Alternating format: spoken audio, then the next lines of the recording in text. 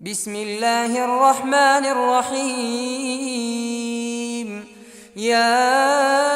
أيها المدثر قم فأنذر وربك فكبر وثيابك فطهر والرجز فاهجر ولا تمنن تستكثر ولربك فاصبر فإذا نقر في الناقور فذلك يومئذ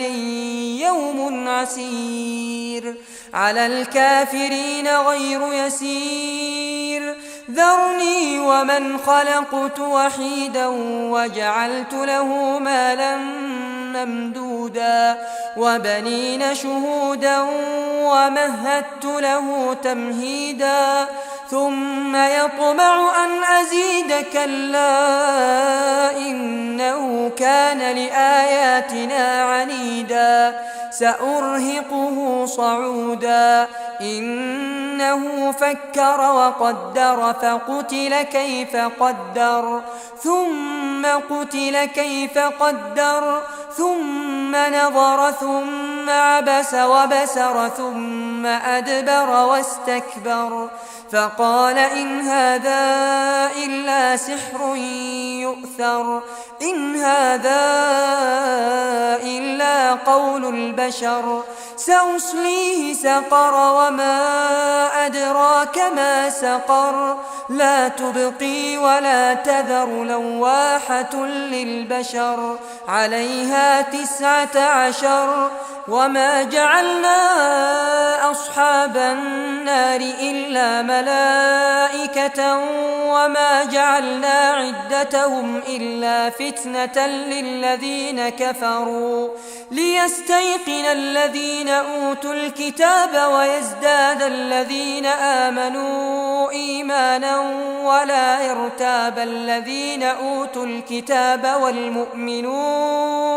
وليقول الذين في قلوبهم مرض والكافرون ماذا أراد الله بهذا مثلا كذلك يضل الله من يشاء ويهدي من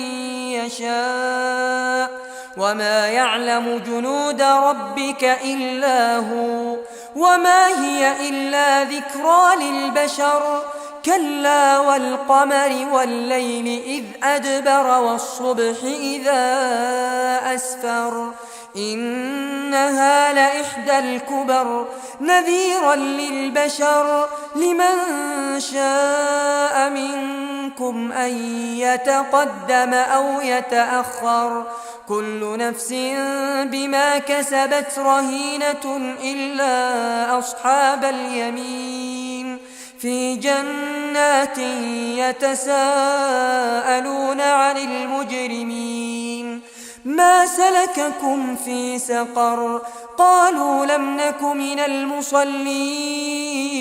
ولم نك نطعم المسكين وكنا نخوض مع الخائضين وكنا نكذب بيوم الدين حتى أتانا اليقين فما تنفعهم شفاعة الشافعين فما لهم عن التذكرة معرضين كأنهم حمر مستنفرة فرت من قسورة بل يريد كل امرئ منهم أن يؤتى صحفا منشرة